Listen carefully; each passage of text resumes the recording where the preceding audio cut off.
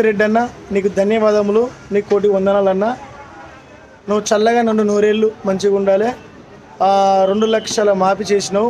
And మళ్ళీ అక్కడ బ్యాంకులు ఇస్తే డబ్బులు కూడా వచ్చినాయి అన్న.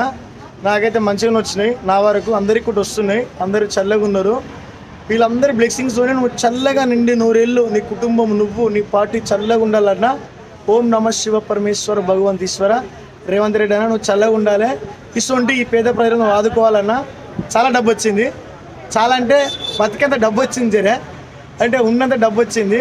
జరే అప్పులు తెరుపుకున్నందుకు అండ్ మళ్ళీ ఇంకేంది ఇంట్లో ఫ్యామిలీ బతికేందుకు చాలా డబ్బులు వచ్చినాయి. ఓకే, చాలా అంటే 1 లక్ష అనుకో రాదు. ఓకే, 2 లక్షలు మాఫీ చేసినావు. మళ్ళీ ఆ భూమి మీద మళ్ళీ డబ్బులు ఇచ్చినావు. అవి కూడా జర మాఫీ చేయాలి రానున్న రోజులలో. నువ్వు చాలా మంచిగా ఉండాలి. నా రాజు ఒంటరి పురాణ ఛానల్ నుంచి మీకు బ్లెస్సింగ్స్ మా ఛానల్ తరపు నుంచి మనకుంటాయి, మీకుండాలి. నువ్వు